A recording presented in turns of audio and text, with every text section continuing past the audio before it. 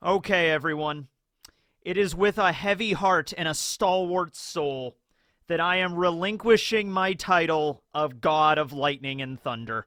It all seemed like fun and games at first until I started the Great Grilled Cheese War of 2022. No one could foresee this future, but here we are. Good times, but hey, everything must come to an end. All right, so if anybody else wants to be the god of lightning and thunder, I'm putting it up for auction, all right? Not really, I'm not putting the hammer up for auction, but hey, if you want to be the god of lightning and thunder, please comment down below exactly what you would do with this position and why you deserve that title, all right? By the way, have you seen the trailer for Thor 4 yet? I saw it, and it was pretty damn good, so I'm really excited for Thor, Love and Thunder. All right, so today we're going to be doing a bit of a sequel video to the video I did yesterday on ELBAF gods, or ELBAF is next in the story. Pretty much a whole video based around ELBAF. Here's the thing, though. This is not the first time I've talked about Jormungandr, the world serpent, you know, the great blood-soaked serpent, and so I would make a video about that, and people were like, hey, Matt, hey, Tekking, maybe Jormungandr, maybe this great blood-soaked serpent is actually the red line, because this has happened before, and I'm like, the red line. I'm like, oh, well, I missed the opportunity. Next time I make a giant video, I'll mention it, and then that'll be months later, and then I'll forget, and then it'll happen again like it did yesterday. So you know what? Doesn't matter. We're going to be reading through some comments today, and let's just start with that one because it's the most obvious. Okay, so first of all, I should grab the manga from the chapter where this was mentioned. Hold on a second. I'll be right back. Okay, got it right here. This will be One Piece Volume 15. This is from Chapter 129, titled Straight Ahead. Hold on, let me just get there. Okay, Little Garden, Mr. 3, Crocodile Introduction, Nami and a Bra. Okay, here we go. All right, so this is the scene where Dory and Broggy are about to attack the Island Eater. Okay, so the Mary is sailing away. Dory and Broggy take their mighty weapons. I know Dory's sword is called the Terry Sword. I forget what Broggy's axe is called. It's like the Destroyer Axe or something like that. These mighty giant weapons forged by giants, wielded by two of the greatest giant warriors ever, that they've used to duel for over 100 years to the point where they've become severely dulled. And they realize that their weapons are going to be destroyed when they use their combo attack, but they're going to because the Straw Hats helped them out so much and respected their duel and all that stuff, okay? So they raise their mighty weapons, they flex their mighty muscles, and they say, "The only thing we can't pierce is a snake soaked in blood.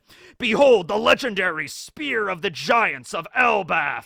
Hakoku sovereignty!" And then they'd punch a giant hole in the Island Eater. Epic scene. A little bit of a nitpick. Something I always wondered about that scene, though. How did they know that the energy attack they were going to use? Because it punched a hole straight through the Island Eater. How come they knew that that hole was not going to completely destroy the Mary? You know what I mean? You know, it's sort of like the equivalent of this is like the Island Eater swallows this ship, and it goes down its throat, and then boom! Giant hole just blasted. All the organs, the bones, the muscles are like incinerated, but the thing that got swallowed, the Mary, that still continues. It's like, okay, I guess you could just use the example that you always use in One Piece. It was hockey all along, okay? So anyway, that translation, I don't know, it's okay. It just says the thing we can't pierce is a snake soaked in blood. It just doesn't seem to have a lot of gravitas with that.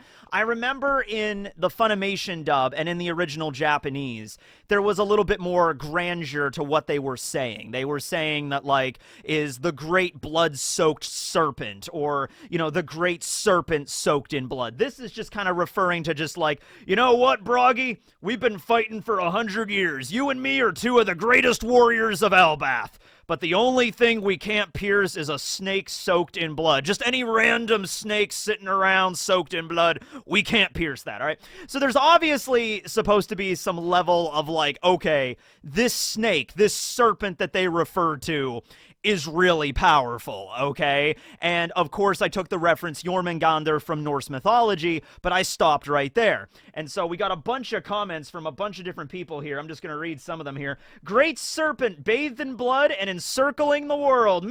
Red line, maybe?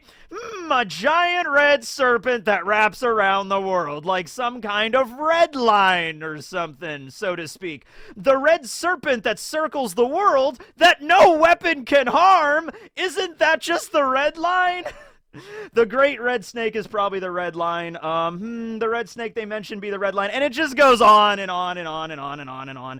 And I'm just like, oh man, I missed it again. I missed the train again, guys. I'm sorry. Okay, all right. It works perfectly. Great red soaked serpent. Jormungandr is referred to as the great serpent of Midgard, or the serpent that encircles the world.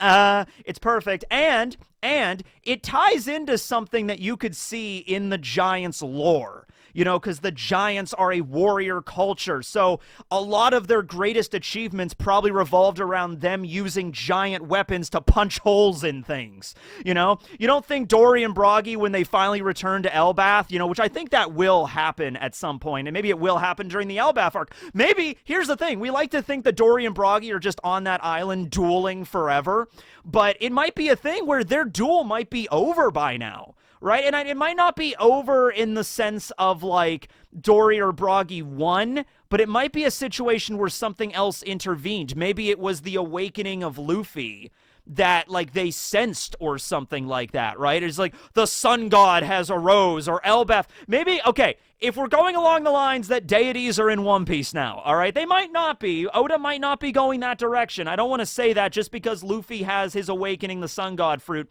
I don't want to say that, like, gods are now going to be getting involved here. But here's the thing I'm saying is, I don't want Dory or Broggy to, like, I don't want either of them to lose. That's the thing. So really the only direction that Oda could go with this that makes sense is either he has one of them lose, which I don't want. You have divine intervention. Like, the reason they're dueling is because of the honor of the warrior god ELBAF.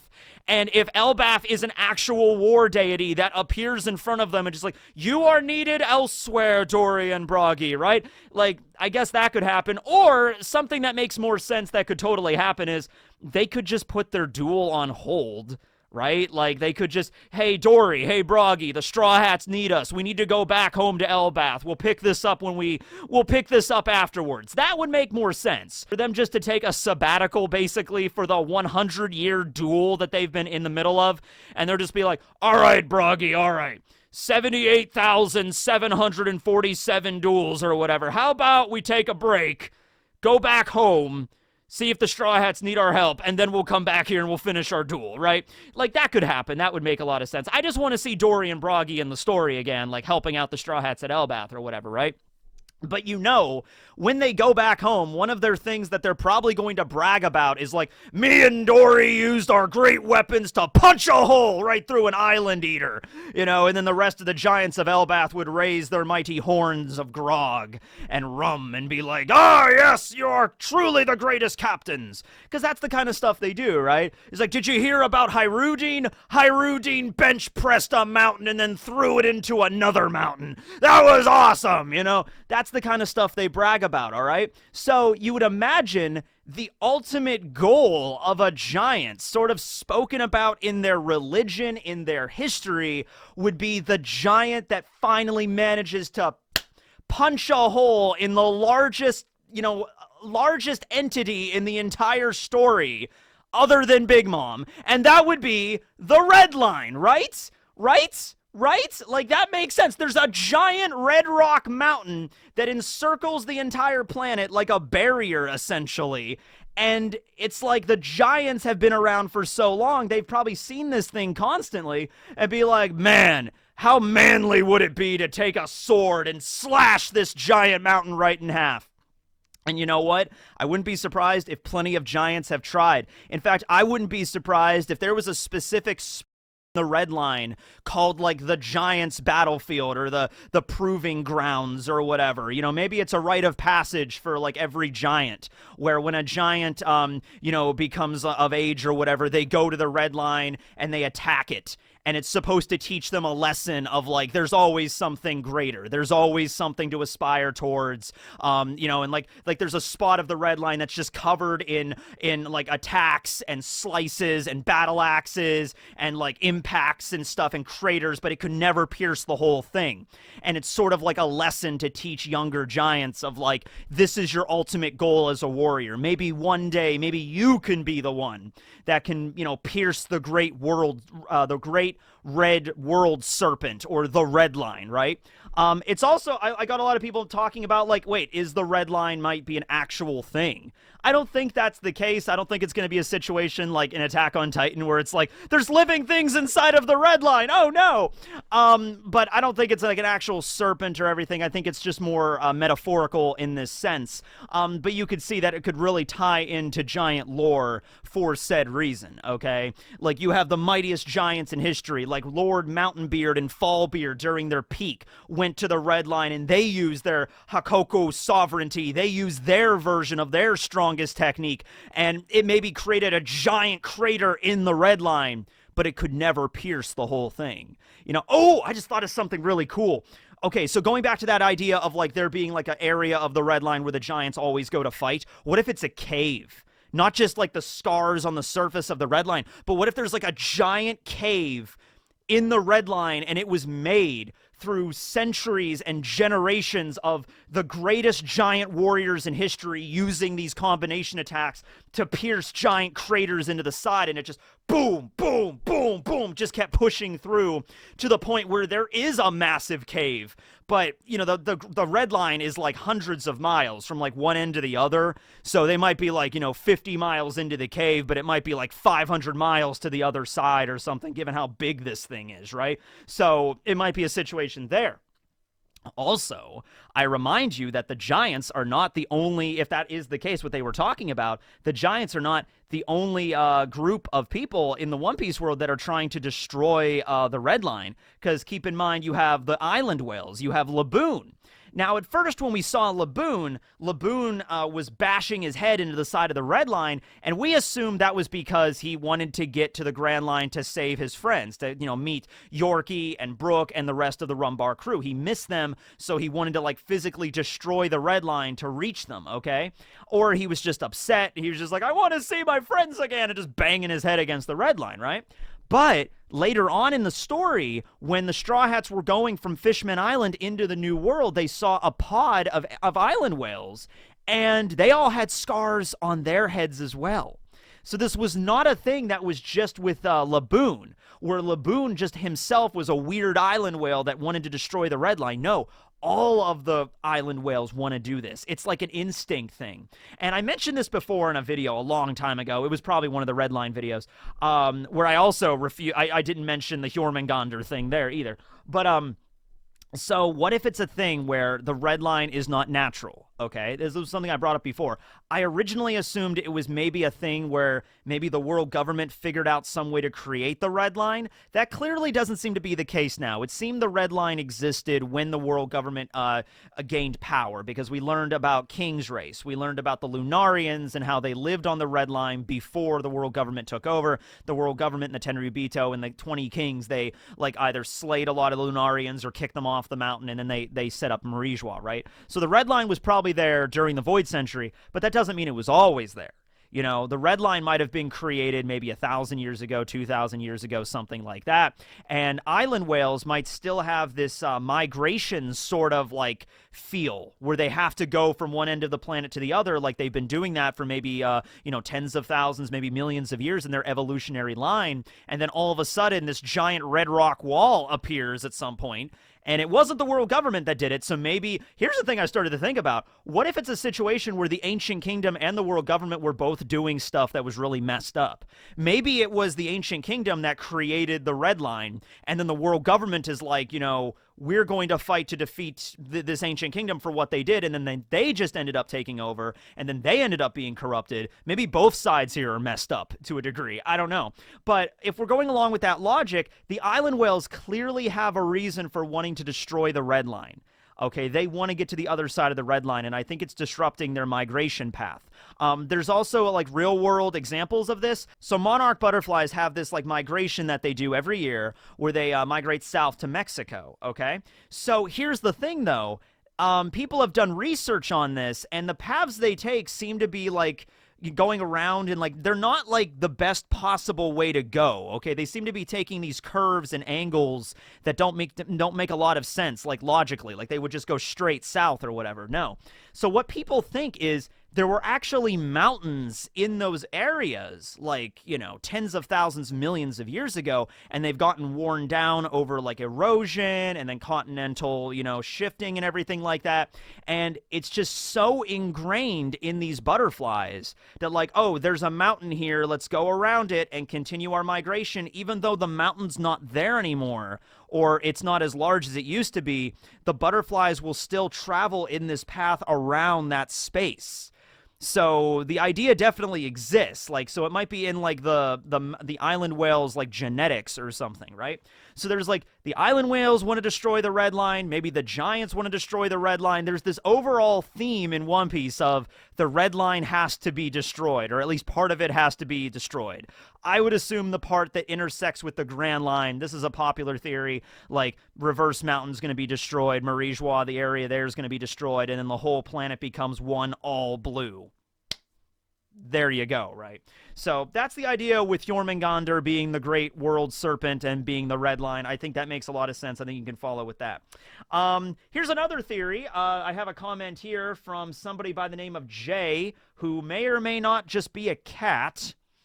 Not really sure about that one, but this is a great one. Considering giants can be 300 plus years old, maybe the tale of Joyboy is much more fresh in their minds. Like Hjorl and Jarl's grandparents were friends with Joyboy, and they were told stories of him when they were young. Realistically, Joyboy's era would have only been 3 or 4 generations of giants. So there's that reason. That's like a big theory to begin with, so thank you to Jay. Yeah, the idea that they live upwards of 300 years, and in the case with Hjorl and Jarl, I think they were closer to 350 years old near the end of their lives. So yeah, their grandparents, when Hjorl and Jarl were younger giants, might have sat down and told them, like, let me tell you the story of one of our best friends, Joyboy, or something like that. It would have been a long time ago. Their grandparents might have told them or something, right? It's not that long ago, like, in terms of giants, right? So that's another reason why the Straw Hats, I think, need to go to ELBAF after Wano, because obviously with how long-lived the giants are, they would know more about this just from being passed down word of mouth. And also considering, yes, the giants, as I said in the last video, are allied with the world government a bit, because the Marines are obviously working with them, and the idea is that, John Giant was the first giant that started working for the Marines, through that, but we don't know. I guess John Giant was from ELBAF because of that reason, but like I said, there were no giants present at the Reverie, so there's not like a perfect sort of like arrangement between those two nations, between the world government and ELBAF. But so they might not tell them everything they know, but the Straw Hats that are allies, and if, like, maybe not Dory and Bragi are there at ELBAF when the Straw Hats arrive, but Oimo and Kashi would be there, because we even saw that in a cover spread that Oimo and Kashi are heading back to ELBAF, okay? So if they arrive on the island, Oimo and Kashi are there, they're going to vouch for Sage King or Sniper King or Usopp and be, oh, that would be hilarious. Wouldn't that be so funny if Oimo and Kashi were, like, talking to the Straw Hats and be like, yeah, it's okay, brothers. Sniper King here talked to us back when we were at Ennie's lobby, and he explained to us Dory and Bragi. They met them, and they're friends of them. And then the giants welcome the Straw Hats. And that's the moment where Luffy and Chopper realize that Usopp was Sniper King. They're just like, oh yeah, Sniper King. He really was a good guy. I wonder what happened to him. He just helped us out for that one mission, and then he left. And then Oimo is like, what are you talking about, Straw Hat? He's right there. And then Luffy and Chopper just look at Usopp, and it's just like a panel of just nothing. And then another panel of just nothing. And then the third panel is like, what? You're Sage King? And Usopp's like, yeah, guys, I'm sorry. Time to reveal my secret identity. You know what I mean? That would be funny. But Oimo and Kashi would be there, and they would be able to vouch for the Straw Hats. And then all of the giants could tell them stuff that they maybe did not tell to the Marines or did not tell to the world government, and be like, yeah, it turns out giants, yeah, we know about Joyboy. Joyboy's legend has been here. He actually was a giant, yeah. Oh, yeah, there was another one. I forgot to write that down. I'll just mention it now so I don't forget. Okay, there was another comment. I'll find it. But the comment was actually going off of something I said based around Joyboy being the giant that's 12 meters tall, because it was revealed in an SBS the shortest giant is 12 meters. I don't think we've seen a giant, an actual full-blooded giant, 12 meters tall yet. Maybe Oda was referring to Joyboy as that 12-meter giant, the shortest one, but also the one that, like, you know, was the founder of the Will of D and the owner of that giant straw hat at Marijois and everything. Okay, somebody commented, wait a second, Shirahoshi is about 12 meters tall, which means that maybe not, you know, just Shirahoshi, all the other Poseidons, the mermaid princesses that are, you know, that bear the title of Poseidon are also around the same height that Shirahoshi is. So Shirahoshi is about 12 meters tall, and if all the Poseidons are, and so the Poseidon back in Joyboy's time was the same height as her, that makes sense. That's like a love story a little bit there. And it makes sense because we know Joyboy and Poseidon sort of had a relationship together. He wrote that apology letter for her on the Poneglyph in the Sea Forest. And so basically what it was like a marriage between the giants and the merfolk. And the merfolk, Poseidon, was, you know, the ruler of the ancient weapon of the Sea Kings. So maybe Joyboy was the ancient weapon Uranos or the ancient weapon Pluton. I would go maybe, I guess, Pluton. Pluton was mentioned to be an actual functioning battleship. So that's the other thing. And I've made videos discussing that, like, was it a battleship or was it a battleship that has, like, a living thing inside of it? Maybe it was a battleship that had a zone fruit in it, because we're learning a lot about zone fruits recently. Maybe it was a living thing, but not in the living thing that we think of. Because there's sort of an idea, because the only ancient weapon we have met and we know definitively is Shirahoshi. And Shirahoshi is a living being that has the title of Poseidon. So the idea is, what if all of the ancient weapons are living things? Okay, so Shirahoshi is Poseidon. Maybe, I don't know, Eneru could be Uranos or whatever. And what if Pluton is an actual battleship that you built, that was built by the shipwrights of Water 7, but then was given a zone fruit? And like I said, probably somebody has probably thought of this before, but the idea is, boom, you have a living ancient weapon, just like Shirahoshi is a living ancient weapon. And if two of them are living ancient weapons, then the third one is probably also a living ancient weapon, right? So we're getting off topic there. That'll be a discussion maybe for another day. Let me know what you think. But yeah, the marriage between a giant and a mermaid, and that was what forged, you know, this alliance back in the day. Maybe that's how what the Will of D, the Clan of D, came about through that. That's where the ancient weapons get involved, blah, blah, blah. Joyboy was a giant, Shirahoshi also a giant, but a mermaid. Okay, there you go. That makes sense. Last thing I wanted to bring up, well, actually two things. One thing was Fenrir. That's something I wrote down in the last video that I just forgot to mention. So Fenrir, as I think a lot of people know, was actually in the last Thor movie, Thor Ragnarok. Fenrir was in that. And so Fenrir is the giant wolf that is destined to kill Odin during Ragnarok. By the way, some people were a little confused by that. So Odin is Odin. It's just, I think the way that you correctly pronounce Odin in Old Norse is Othin.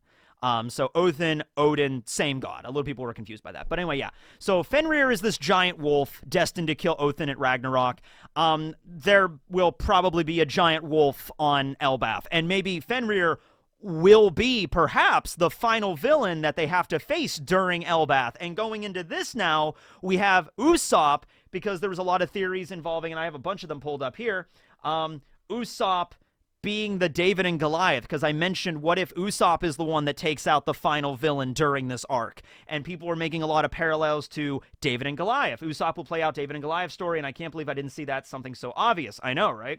David took out the giant Goliath with a sling. Speaking of religion, when Tekking talked about Usopp, all I could think about was David and Goliath.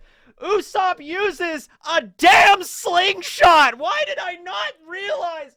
Oh my god! Alright, so what if they go to ELBAF, they meet Othin, the king of the giants, and they actually do have a prophecy.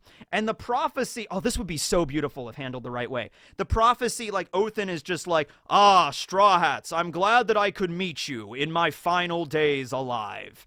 And then the Straw Hats are all like, well, what do you mean, final days alive? Dude, are you sick? Like, Luffy would be like, oh, are you sick? Are you dying? Are you dying of sickness? And Othin's like, oh, no, I'm not sick. It's just It was written in prophecy long ago that when the sun god arose, Ragnarok would begin, and a great war would happen, and I would be killed by a giant wolf. Okay, couple of things here you got to understand. This could work out. You just have to follow along with my logic here, because there's a lot of moving parts, okay? All right. The giants having some sort of Ragnarok final Armageddon prophecy would make sense because it existed in Norse mythology. The giants are based off of that. Okay, you with me so far? What if the impetus for this prophecy is the arrival of the sun god? Luffy has the power of Nika. So he shows up, gear 5th. The giants begin to weep, not because, well, they might be happy to see him because they're, that's their god that they worship, but also because they know this means it's the beginning of Ragnarok. It's the start. Also, you could have Heimdall. Heimdall could be on ELBAF, and he could have a horn, and he blows the horn or whatever, right? So it could be a thing where Othin thinks Ragnarok is upon us. And it very well could be because a giant war is about to break out, the throne war that Doflamingo called it, over the One Piece. And that would be a great way to kick off the ELBAF arc. I'd be like, a great war is coming on the horizon. A war unlike any before. A war that could end the world, possibly, which, if everybody's involved, if Blackbeard's involved, if the Yonko are involved, if the Marines are involved, if the Revolutionaries are involved, if the Straw Hats, if the Grand Fleet, if all the Supernovas are involved, that could be a conflict that could technically destroy the world. But anyway, maybe just on the ELBAF arc, Othin is afraid of this giant wolf that's going to show up and kill him. And Luffy's just like, that's stupid. That's stupid. What? Some prophecy 1,000 years ago says you're going to get killed by a giant wolf, so you have to get killed by a giant wolf? That's stupid. I'll kill the giant wolf, right? And then the Straw Hats go fight Fenrir, and maybe there's another giant involved too, but maybe Usopp is the one to take out Fenrir. Usopp's the one to take out the giant wolf with his sling, or maybe he takes out the giant evil giant with his sling, right? Giant evil giant. Yes, of course, right? So that could be beautiful. That could be perfect. That could be amazing, right? Usopp even has a pop green called Impact Wolf. So he could use Impact Wolf against Fenrir, and like these two wolves like boom, like clash or something like that. And that's where the fight happens. And it's that battle that Usopp wins, where he finally calls himself, I am now a brave warrior of the sea. I slayed an evil giant, or I slayed a giant wolf. Yeah! And it's like maybe ELBAF could end with like Othin being like, I guess the prophecy was not true after all, but I can't help but feel Ragnarok is still coming. And then it does still happen because the war still occurs. Follow along? I hope so. Okay. Well, anyway, that's all I had for you guys today. Just going through some stuff that a lot of people mentioned in the last video. Thanks to everybody that commented about that. The Jormungandr and everything, the giants, Usopp being David and Goliath. Really should have noticed that one. So thanks for picking up my slack on that one. But we can end it out actually with some GOAT facts. So let's cue that intro. Let's go! GOAT! GOAT!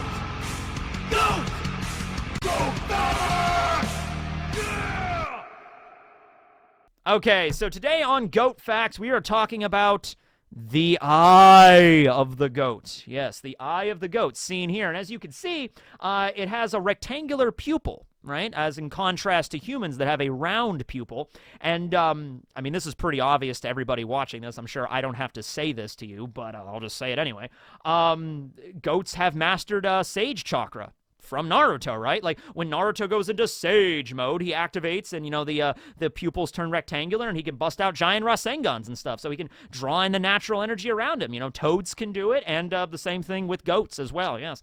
Okay, so on top of being Sage Jutsu masters, we give them a lot of benefits. Number one, really decent night vision, so goats can sneak up on you even in the dark, and, the thing is, you got to understand about not just goats. Actually, a lot of hooved animals have rectangular pupils as well. It's just that the rest of their eyes might be black and you can't tell. Like cows, I think, have like the rectangular pupils as well, but this is a cow's eye, so you really can't tell either way. But with goats, it's just a lot more obvious, okay? So why are they rectangular? Well, they're rectangular to give them a wider viewpoint, more peripheral vision. So just imagine goats have the peripheral vision stat like maxed out, okay? And it makes sense because they're herbivores. And most herbivores, like, evolutionarily understand just like, okay, everybody huddle up. We are herbivores. That means there's a bunch of huge carnivores that are going to want to devour us, shred us, slice our jugulars, and eat our flesh. So we got to be on the lookout, right? We got to be fast. We got to be aware. We got to have like maximum sense in terms of sight and smell and hearing, because at any moment, a freaking mountain lion could jump up and rip us to shreds. So we got to be on the ball with this, okay? That's how most herbivores are. And in the case with goats, they have like their rectangular pupils. So they're able to actually keep an eye on the horizon while they're eating. So while their heads are down and they're grazing in the field, they're not looking at the ground. Well, they are looking at the ground, but their eye line is actually still horizontal. Isn't that cool? Isn't that cool? So it'd be like, they're not every single time they have to go eat grass. They're like, looking around, making sure there's no wolves or coyotes about. There's a lot of coyotes around here in Pennsylvania, yeah. So they don't have to do that. They can eat comfortably while still seeing like a good eye line around them. 320 to 340 degrees of vision. But remember, a goat's head is like shaped differently than a human. So I think to a human, that's comparable to like 160, 210. So, you know, a goat cannot like turn their entire head around like an owl almost. But, you know, they can do pretty good for peripheral vision. They know what's going around them, okay? But I guess for that reason, they also wouldn't be able to really see anything that's happening like way above them. But they don't need to, okay? Let's see here. They are a little bit colorblind in the same vein that like a dog is a little bit colorblind, so they could still see colors, but basically reds and greens will blend together for them. So reds and greens basically just become a shade of yellow to a goat. So if you throw like a red ball into a green field, your dog might not be able to find it right away unless they're just really intelligent, I guess. But also it might just be better to get like a blue ball and throw that into the green grass, and they'll be able to distinguish that easier, right? But anyway, yeah, that's some goat facts about their eyes. They're pretty cool, and don't make them mad because they have access to Sage Chakra. All right, thanks for watching, everybody. This will be Tekking and Barry signing out. Also, who wants to be Thunder God? Any keepers? Anybody?